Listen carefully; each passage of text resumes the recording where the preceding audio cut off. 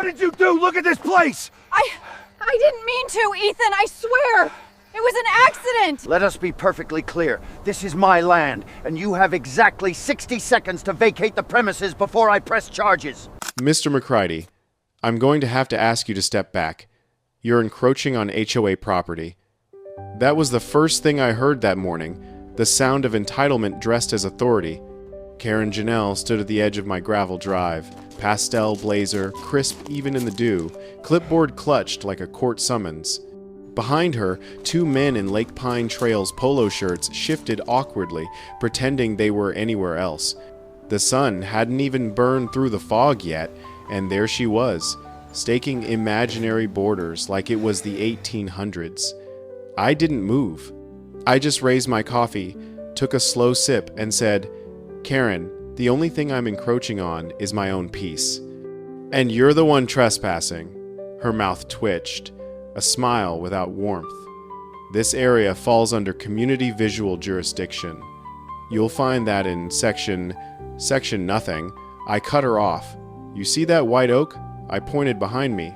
"That's 5 feet inside my property line. County registered, protected under heritage flora status. You don't get to touch it." Karen's nostrils flared slightly, the only tell her mask of civility allowed. She didn't like being corrected, especially not by a man in worn jeans and a flannel shirt with coffee stains. "We'll see about that," she said. "Some things are more important than paperwork, Mr. McCready. The community deserves an unobstructed view of the lake. Your tree is divisive." "Divisive," I repeated, letting the word hang like smoke. That's a new one. I've heard majestic, century-old, even beautiful, never divisive. Her jaw set. "I'll bring this up with the board." "You do that," I said, walking back toward my porch. "Tell them Ethan McCready says the board can go hug a different tree." She didn't reply, just stood there looking at that oak like it had insulted her mother. That was the day I realized Karen wasn't just a nuisance, she was a campaigner. And every campaign needs an enemy. I built this house to escape people like her. 5 acres of wooded peace at the base of the Blue Ridge Mountains. A stretch of land where the air still smelled of pine and lake mist, and the only law that mattered was sunlight. I chose the spot carefully, far enough from town to forget about politics, close enough to civilization for a decent grocery run. My property backed up against Lake Pine Trails, a development that sprouted like an infection, wrapping the shoreline in vinyl and HOA bylaws. But the lake itself? That was ancient, silent, almost sacred. My house faced it through a window wall of glass I'd framed by hand. Every beam, every nail, mine. 2 years of labor between contract jobs, driven by the same stubbornness that made me leave the Forest Service early. I'd spent decades advising developers on sustainable housing. Respect the ecosystem, I told them. Build around the land, not over it. Funny how the one time I followed my own advice, the ecosystem I had to fight wasn't nature, it was suburbia. Karen didn't understand that kind of peace. She needed order, structure, the illusion of control. The HOA was her kingdom, and the oak, my oak, was her dragon. It wasn't just any tree. That white oak had lived longer than the country that claimed it. 70 feet tall, trunk wide enough to swallow a man in its shadow, bark like armor, limbs reaching toward the clouds in defiance of time. You could hear it creak at night, whispering in the wind. It had seen lightning, frost, drought, and outlasted them all. When I found out the county offered protected status for landmark flora, I filed immediately. The certificate came 6 years ago. I framed it in wood from a fallen limb of the same tree and hung it in my mudroom. Sometimes I'd rest my hand on the bark before heading in for the night, like checking in with an old friend. I didn't plant it, but I'd come to believe it was part of the deal when I bought the land, something sacred passed down to care for. And then came the email. Forwarded by a neighbor, a quiet, tired man from inside Lake Pine Trails who didn't like what he'd overheard at an HOA cookout. "You might want to see this," he'd written. Attached, the meeting agenda. Item #3, visual obstruction on adjacent property. Mr. McCready. I read it twice.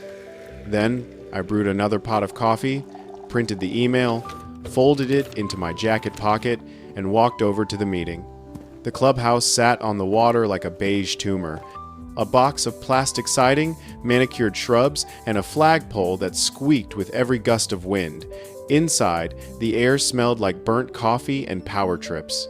About 20 residents sat in folding chairs facing a projector screen.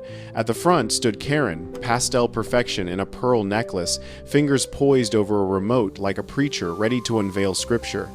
"Thank you all for coming," she began, voice syrupy but rehearsed. "Today, we'll address a matter that's been brought up by multiple residents, specifically the tree obstructing our communal lake view from the eastern cul-de-sac." She clicked the remote. A photo appeared, my oak, proud and immense, framed in morning fog. It looked like something out of a nature magazine. Karen stared at it like it was a crime scene. "This," she said, "is the obstruction." A murmur of discontent rose from the crowd. One man in cargo shorts said, "Yeah, I can't even see the water from my deck anymore." Another woman nodded. "It breaks the symmetry." Karen tilted her head sympathetically. "Exactly. The board believes we need to take action. We've already reached out to the landowner to discuss removal." "That's a lie," I said from the back. The room turned. I stepped forward, crossing my arms. "You never contacted me." Karen blinked, feigning surprise. "Oh, Mr. McCready, I didn't realize you were here. Seems you realized it enough to put my name on your slide." The crowd shifted uncomfortably. She recovered fast. "Well, consider this our outreach. Would you be willing to collaborate on a solution?" "Sure," I said. "My solution is that you leave the tree alone." A few chuckles broke the tension. Karen smiled, but it didn't reach her eyes. It's impacting community aesthetics. We all share the same view, and one person shouldn't get to dominate it. I took a step closer. "You mean you shouldn't have to look at something you can't control?" Her cheeks reddened. "With respect, just because something is old doesn't make it valuable." "With respect," I echoed, "just because something has a title doesn't make it smart." Laughter rippled through the chairs. Karen stiffened, her grip tightening on the remote. "The board will decide," she said sharply. "No," I said. "You won't. It's private property, outside your jurisdiction. You so much as trim a leaf on that tree, you'll answer to county law." Silence fell. Karen's smile collapsed into something colder. "Some people," she muttered, "don't understand community responsibility." "And some people," I said, heading for the door, "don't understand boundaries." I walked back through the service road, the smell of pine and mud grounding me again. But something in me had shifted. That woman wasn't going to stop at words. She'd tasted pushback and didn't like the flavor. People like her never did. That night, the forest felt off. The air was heavy, like it was holding its breath. No crickets, no wind, just the faint lap of water against the lake bank. I stood on the porch, mug of tea cooling in my hand, watching the moonlight drape the oak in silver. Its branches swayed slightly, slow and deliberate, like it was waving off a storm. I told myself I was imagining things, that peace had a way of tricking you into thinking danger wore a warning sign. But the truth is, nature always gives you a hint before the fall. The way birds scatter before a tremor, the way the wind hushes right before lightning. I just didn't want to hear it. I turned off the porch light and headed inside, unaware that just beyond the tree line, 3 silhouettes were watching from the service road. One of them, hair pinned tight, clipboard under her arm, lifted a flashlight and pointed it toward the oak. Tomorrow, I'd wake to find my peace shattered. Tonight, the forest still believed it could keep my secrets. The first sound I heard wasn't birdsong, it was impact, a deep, guttural crack followed by the metallic groan of twisting steel and the sharp snap of wood giving up the fight. For a moment, half awake, I thought it was thunder. But thunder doesn't make the ground tremble. I was on my feet before I knew it, pulling on jeans, boots, flannel. The air outside was wrong, too still, too hot for dawn. I grabbed the flashlight anyway and ran. My boots pounded the earth until I crested the small rise near the gravel drive and froze. My oak was down, not fallen, felled. The trunk sprawled across the gravel like a fallen giant, its branches split and scattered across the slope. Where its roots had been, the ground was torn open, raw and steaming with sap. The smell of crushed wood and soil hit me in the chest. I felt it more than smelled it. But the sound that followed, the sound I'll never forget, was Karen's voice. Oh my God, it was supposed to fall the other way. I turned. There she was. Karen Janelle, in a cream-colored tracksuit, hair pinned up in a visor, standing on my land. Her face was pale, lips trembling, one manicured hand gripping her phone like it was a weapon she'd forgotten how to use. Beside her were two men in Lake Pine Trail's maintenance polos, one holding a chainsaw, the other staring at the mess like he was waiting to wake up. "What the hell did you do?" I shouted. Karen spun toward me. It was an accident." You cut it down. Her mouth opened, but nothing came out. The man with the chainsaw swallowed hard. We thought it was shared use land." "It's not!" I snapped. "It's 5 feet inside my line. Protected. Registered. You just destroyed a landmark tree on private property." Karen's eyes darted from the wreckage to the lake, then to me. "It was leaning over. It was going to fall. That oak stood for centuries. The only thing it's fallen to is your stupidity." She flinched like I'd hit her. For a moment, we both just stared at the ruin. A life reduced to splinters and pulp. My heart pounded like it was trying to claw its way out of my chest. And then, out of nowhere, the front door of my house opened. A man stepped out, calm as ever, coffee mug in hand. Trace Harper. 6'2", sharp eyes, government posture. Office of Inspector General. He'd stayed over the night before after a late session reviewing my federal sustainability grant application. He took one look at the scene, then at the crushed black Dodge Charger under the trunk, and his face went from confusion to disbelief. "Is that my car?" Karen blinked, color draining from her face. I didn't know it was yours." I thought. Trace walked closer, slowly, each step deliberate. "You thought?" He stopped beside the wreckage, set down his coffee, and reached into his jacket. The flash of his badge caught the morning light. "Office of Inspector General. Step away from the vehicle, ma'am." Karen froze. One of her workers dropped the chainsaw. "You've just destroyed a federally issued car," Trace said evenly, "while trespassing on private property with power tools. Were you authorized?" She opened her mouth, but nothing came out. He turned to me. "You have cameras, right?" I nodded. 5 of them, including the birdhouse cam. "Good," he said. "Then this is about to get very simple." Karen took a shaky step back. "This is all a misunderstanding." "We were just..." "Ma'am," Trace interrupted, voice like a blade. "You're on private land. You have no jurisdiction, no warrant, and no clue how deep in it you are. I hope your HOA has excellent insurance," one of the workers muttered. "Maybe we should go," Trace held up a hand. "Nobody's going anywhere." That's when it clicked. The panic in her voice, the pale face, it wasn't guilt, it was fear. Not for what she'd done, but for what it meant. Because people like Karen don't believe they can lose. They think rules bend for them, until they don't. I pulled out my phone and dialed the sheriff. Karen tried to stop me. "Please, please, Ethan, we can work this out. I'll pay for it. We'll replant." "You can't replant time," I said. "You killed something older than your entire neighborhood." Trace turned slightly, voice calm but cold. "And you destroyed government property. That's federal. You'll be lucky if replanting's your biggest problem." The sound of sirens broke the silence not long after. Deputies arrived within 15 minutes, lights flashing, radios squawking, confusion everywhere. They photographed the tree, the crushed charger, the chainsaw lying like a smoking gun in the dirt. Karen had switched into damage control mode, her tone syrupy and panicked all at once. "It just fell," she insisted. "We came to help clear the road." "Right," I said.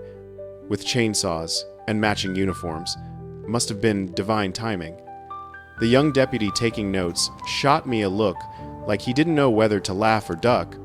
When Trace showed him the badge, though, everything changed. The kid went rigid. This was a government vehicle? Trace said flatly. Now it's evidence. He started making calls. I went inside, grabbed my laptop, and pulled up my camera feeds. Every angle of the property was recorded, from the driveway to the tool shed to the birdhouse where I'd tucked a fisheye lens years ago to keep raccoons out of my compost bin. The footage was grainy in the dawn light, but clear enough. Karen, flashlight in one hand, whispering orders. "Start here," she said to the man with the chainsaw. "If we cut from this side, it'll fall across the driveway. He'll think it just came down overnight." "Are you sure this is legal?" one of them asked. Karen snapped. "It's community responsibility. He'll thank us when he sees the lake again." I stopped the playback right there. The arrogance in her voice wasn't new, but hearing it recorded, hearing how casual she was about trespassing, about destroying something sacred, made my blood boil. I copied the footage onto a USB stick, uploaded a backup to the cloud, and handed the drive to Trace. When I came back outside, the scene looked like a crime drama in progress. Tape going up, evidence markers planted, deputies talking quietly near the stump. Karen stood off to the side, her face caught between disbelief and collapse. One of the officers was talking to her now. "Ma'am, you're aware this tree had protected status?" "Protected?" she echoed, eyes wide. "No one told me." "I told you," I said. Her head snapped toward me. "You said it was private." I thought. "You thought you could do whatever you wanted." "That's your problem." Trace's voice cut through again, steady, cool. "Sheriff's office, you're going to want to secure the stump and the cut. Chainsaw marks can be timed." "This wasn't an accident." The deputy nodded and started cordoning off the area. Karen turned back toward me, desperate now. "Ethan, please, we didn't mean any harm." "The view was..." "Say that again?" I interrupted. "The view?" Her mouth closed. "You cut down a 200-year-old oak because it blocked your view. That's not an accident. That's vandalism with ambition." She opened her mouth to argue but froze as another car pulled up. County Environmental Services. A forensic arborist stepped out. Woman in her 40s. Boots, clipboard, all business. She crouched beside the stump, examined the cut, then looked up at the sheriff. "This wasn't wind," she said. "Clean horizontal saw cut about 20 inches above grade. Chainsaw within the last 3 hours. Fresh resin, no splintering. Deliberate." Karen tried to protest. "It was windy last night." The arborist pointed toward the tree line. "Wind came from the opposite direction, and this tree fell perfectly downhill. That doesn't happen naturally." The deputy sighed. "Ma'am, please stay where you are." Karen looked like she might faint. The two workers who'd helped her suddenly found the sky very interesting. By late morning, the site looked like a circus of authority. County trucks, sheriff's cruisers, one very crushed federal charger, and an HOA president realizing her suburban kingdom had no walls left. Trace took statements while I printed out copies of the Oaks registration certificate. Every step of the documentation trail was in order. Property lines, GPS coordinates, dates. Karen had no leg to stand on, legally or morally. Still, she tried. "I'll talk to my attorney," she said to the deputy. "You should," I replied. "He's going to earn his paycheck this month." She glared at me, tears in her eyes now. "You think you've won something here?" "I didn't win anything," I said quietly. "You just lost something irreplaceable." Her gaze flicked toward the crushed car, then to Trace, who stood watching with arms crossed. "It's just a tree," she whispered. Trace's eyes narrowed. "Lady, you just committed 3 crimes before breakfast. Don't minimize it." That was the moment it hit her. The full weight of what she'd done. Not just a neighborly dispute gone wrong, but a chain of federal, state, and civil violations all rolled into one absurd act of arrogance. And me? I stood there beside the wreck of the oak and realized something else. She wasn't done. People like Karen never are. They don't learn, they retaliate. But I was ready for her this time. That night, after the deputies left and the forest fell silent again, I sat on my porch staring at the splintered remains of the oak. The stump looked like an open wound, glistening under the moonlight. The world felt emptier without it. The air itself seemed to mourn. Inside, Trace was on his laptop, typing up his report for DC, his voice low as he made calls about incident liability and chain of custody.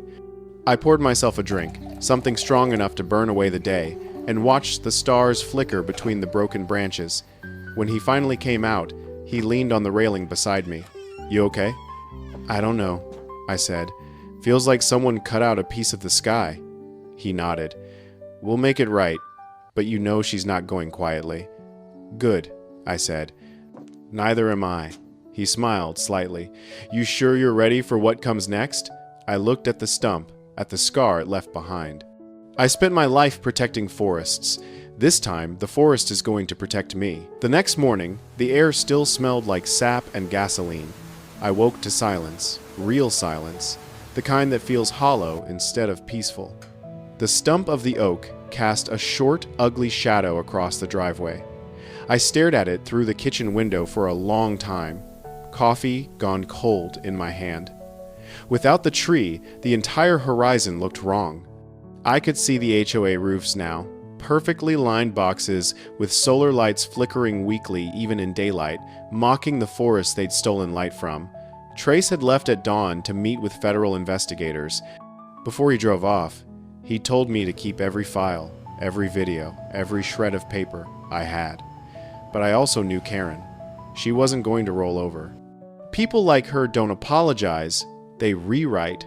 I didn't have to wait long. At noon, my phone buzzed. Unknown number. A woman's hesitant voice asked if I'd recently adjusted any boundary lines or entered into a shared maintenance agreement with Lake Pine Trails. I stopped stirring my coffee. No. Why? A pause. Then, because we received a parcel overlay from the HOA claiming that the white oak was within their green zone, it's signed and sealed by a surveyor named Mark Johnson, my blood went cold. "Send me a copy," I said. 10 minutes later, an email hit my inbox. Attached was a crisp, professional-looking survey map labeled Revised Easement Overlay, Lake Pine Trails HOA. It had a seal, a QR code, and a signature, Mark Johnson, PLS Hashone 448. Only problem? I knew Mark. He'd helped me file the protected tree paperwork 6 years ago. His name wasn't Johnson, it was Johnson with an E. That single letter told me everything. They'd forged it. By the time I got Mark on the phone, he was already laughing in disbelief. "Hell no, Ethan. I haven't worked for the HOA. That's a fake. Send it to me." I did. 30 seconds later, he called back, voice sharp now. "That's my old signature. Copied off a public document. They pasted it onto a new form. Look at the seal. Wrong embossment depth. And that QR code leads to a dead page. You're looking at amateur fraud." I stared at the map again. Karen hadn't just trespassed. She'd manufactured evidence to cover it. I called Linda Shaw. Linda wasn't just my attorney. She was an old friend, smart, patient, and lethal in court. She'd clerked for the circuit before opening her own land use practice. When she showed up on my porch an hour later, she didn't bring flowers or condolences. She brought a laptop, 3 legal pads, and that particular look she saved for people who'd done something unforgivable. "Tell me everything," she said. I did. By the time I finished, she was already drafting. "We're going for trespassing, unlawful destruction of property, environmental violation, and fraudulent documentation," she said. "That's 4 counts before we even involve the feds." "They forged a map," I said quietly. "She's trying to rewrite the land itself." Linda looked up from her screen. "Then we'll write it back." 2 days later, I received an email from the HOA titled Emergency Community Meeting, Tree Incident Follow-Up. I almost ignored it until my phone buzzed again. Text from one of the residents who'd secretly forwarded me the first meeting agenda. "Join the Zoom. Trust me. They're going to paint you as unstable." I poured a drink, set my camera to off, and logged in. The meeting grid lit up with 24 tiny faces. Karen sat in the center square, framed by an immaculate background, a vase of lilies, a bookshelf, and the HOA emblem on the wall behind her. She smiled like nothing had happened. "Thank you all for joining," she began. "As you know, there's been an unfortunate misunderstanding involving the boundary between our community and an adjacent property. I want to assure you the board acted in good faith based on available maps at the time." Good faith. My jaw tightened. She continued, "We now know the tree was unstable and posed a potential risk to residents and property. Thankfully, no one was hurt." Someone in the chat typed, "What about the federal car?" Karen ignored it. "Our focus now is healing and moving forward as a community. We mustn't let one person's hostility divide us." That's when I unmuted. "Hi, Karen." Her smile froze. "Oh, Mr. McCready, you're here." "Clearly," I said. "Thought I'd tune in, seeing as my hostility just got featured." "Of course," she said smoothly. "We were just clarifying events." "Perfect. Let me help with that." I clicked Share Screen. Slide 1, the official county boundary map. My property outlined in bold green. The oak well inside my line. Slide 2, Karen's forged overlay, side by side with the real one. Mark Johnson's affidavit stamped across the fake. Slide 3, a paused frame from my birdhouse cam. Karen, flashlight in hand, whispering, "Cut it fast. He won't know it was us." I hit play. The chainsaw revved. The video crackled. Her voice came through crystal clear. The Zoom chat exploded. "Karen, what the hell?" one resident said. Another, "You said it fell on its own." A third, "Are we liable for this?" Karen's face drained of color. "This is out of context," she stammered. "It's your voice," I said quietly. The chaos that followed didn't need my help. Board members yelling, others muting, someone threatening to resign, the screen filled with overlapping squares of outrage and betrayal. I just sat back, sipped my drink, and watched her empire crumble pixel by pixel. The next morning, I found a stack of letters rubber-banded to my gate post. No return addresses. Some typed, some handwritten.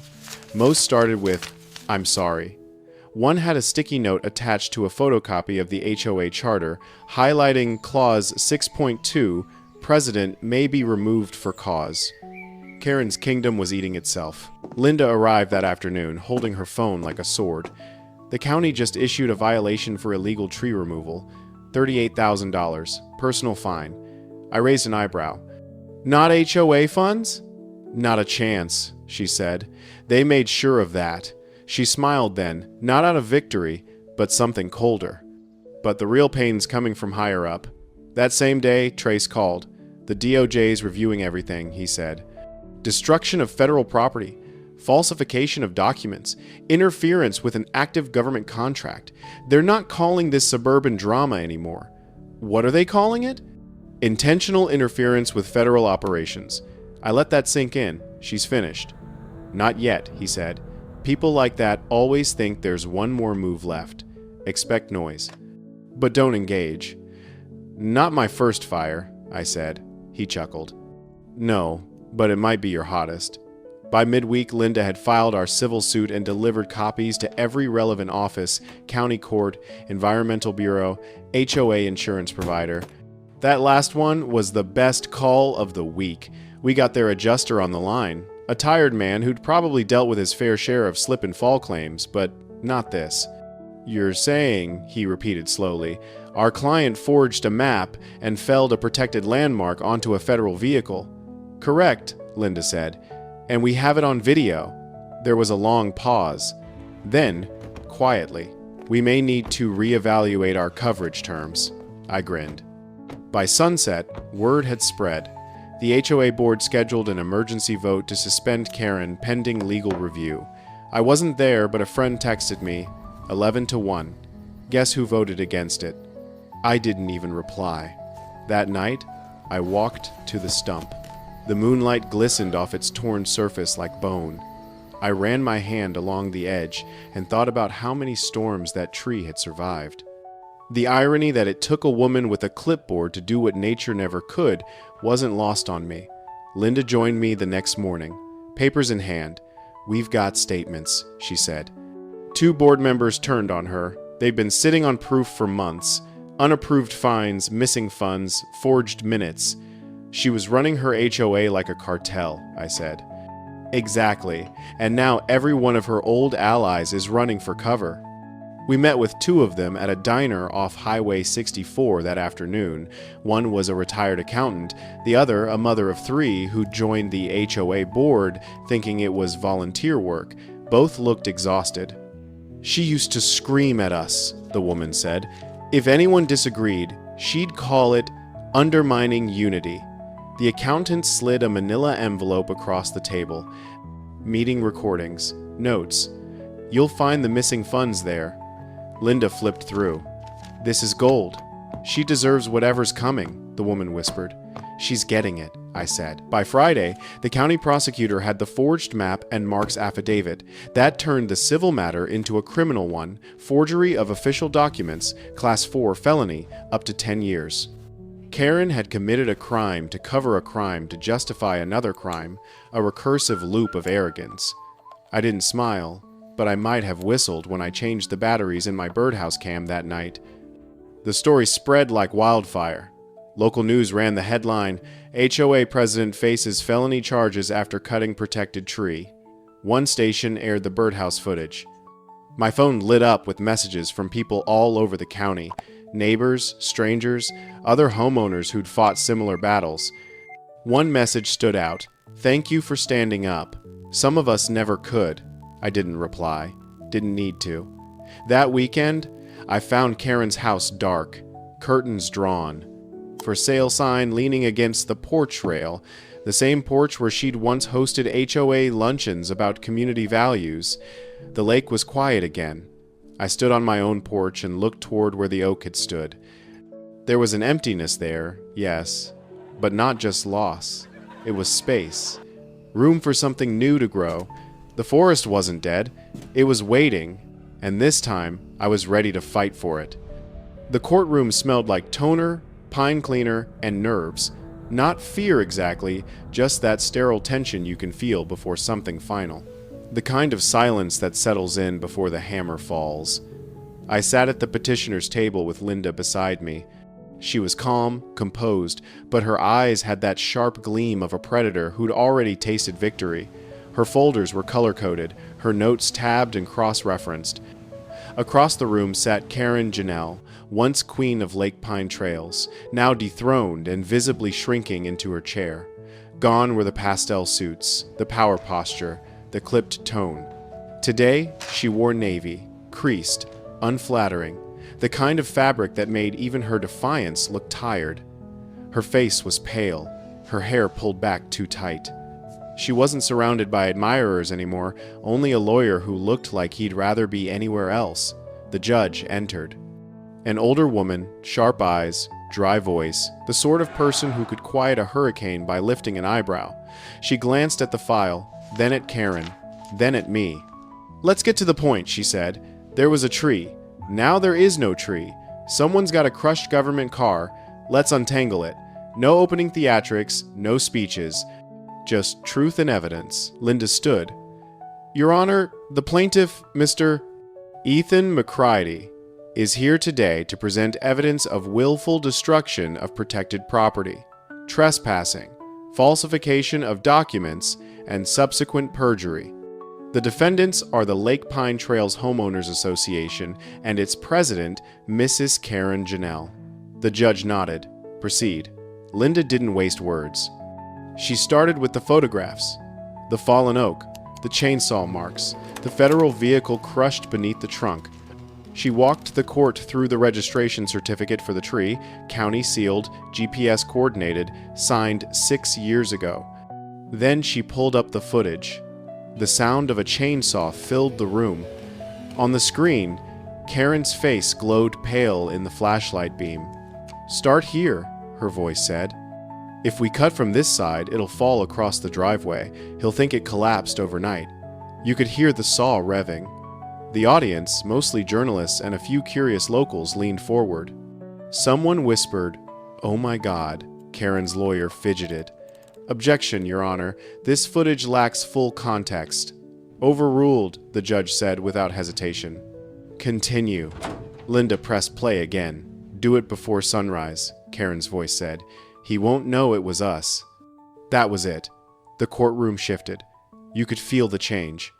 No one looked at her the same after that line. The HOA logo on her blazer suddenly looked like a target. Linda didn't raise her voice. She didn't need to. Your Honor, she said softly, this was not negligence. It was premeditated destruction for personal convenience. Mrs. Janelle ordered the removal of a registered landmark for no reason other than her own aesthetic preference. Karen's lawyer tried again. My client acted based on a survey that showed the tree within HOA boundaries. Linda was ready. You mean this survey? She held up the forged map. The one bearing the falsified signature of Mark Johnson, a licensed surveyor who has sworn under affidavit that he never prepared this document? The one with the QR code that links to a blank page? The one submitted after the tree was already destroyed? The judge leaned back in her chair. Mrs. Janelle? Care to explain? Karen's voice cracked. I was misled by my board members. I thought, no, Linda interrupted. You led them, you directed them, you forged the map. The judge tapped her pen against the bench, once, twice, slow and deliberate. Enough. I've heard enough. The verdict came down hard. I'm granting full injunctive relief to the plaintiff, the judge said. Lake Pine Trails, HOA, and Mrs. Janelle are jointly and severally liable for damages totaling $138,000, covering the destroyed landmark, restoration costs, and partial compensation for the federal vehicle loss under DOJ coordination. Karen's mouth opened, but no sound came out. Furthermore, the judge continued, this court is forwarding evidence of document forgery and perjury to the county prosecutor's office. I trust they'll know what to do with it. The gavel hit the block with a sound that felt final. Linda closed her folder like it was an exorcism complete. Trace, sitting a few rows behind, gave me a slow nod. Karen just stared ahead, her world shrinking down to the echo of that single strike. The room emptied quickly after that. Reporters whispered. A few residents from Lake Pine Trails sat frozen in disbelief. I walked past Karen on the way out. She didn't look up. Her lawyer was already packing his briefcase, muttering about appeals that would never happen. Outside, the air smelled like rain. For the first time in weeks, it didn't smell like gasoline or sap, just earth. Within 72 hours, the board voted to remove Karen from her position. No ceremony, no statement, no sympathy. Just an email titled Termination of Executive Role pursuant to Charter Clause 6.2. Lake Pine Trails had a new president by the end of the week, a retired school principal named Rita who swore during her first meeting, "We will never touch another tree again." The media had a field day. HOA president faces felony charges after cutting protected tree. Community in turmoil after forged map exposed. When Karen attacks, the oak tree edition. Reporters came to my property. One stood in front of the crushed remains of the charger, microphone trembling in the wind. I didn't say much. Just folded my arms and let the camera pan across the stump. Sometimes silence says more than victory speeches. Karen took a plea deal a month later, 18 months probation, 200 hours of community service, and $47,000 in personal fines.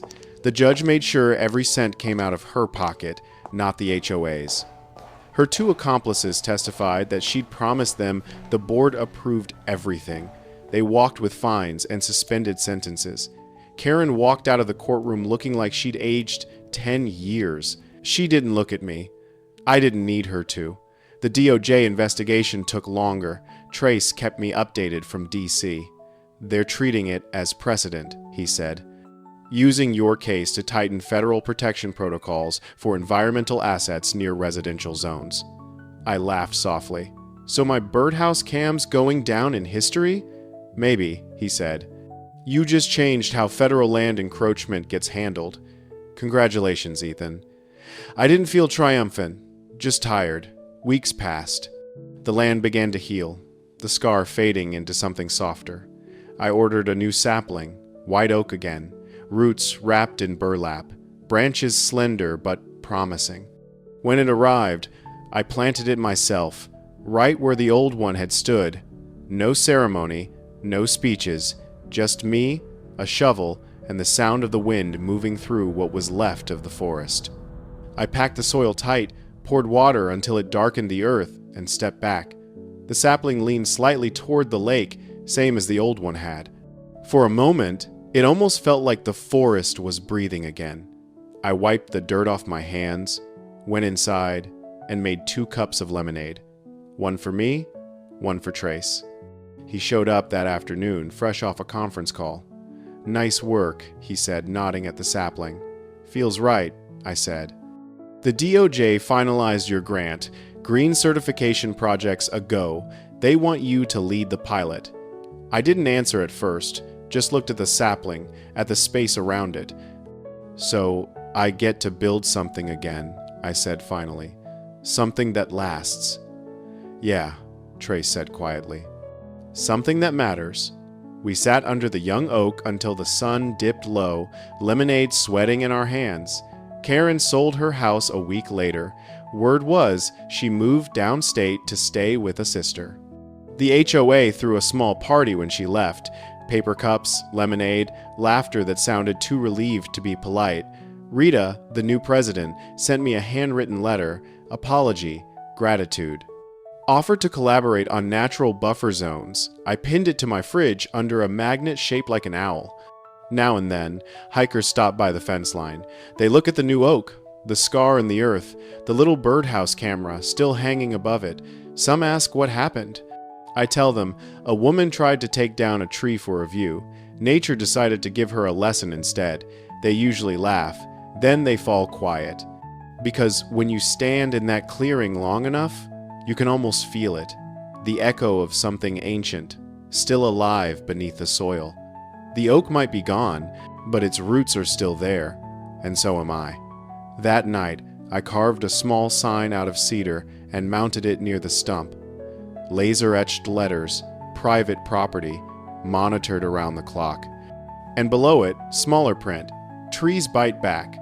I didn't mean it as a warning, I meant it as a promise.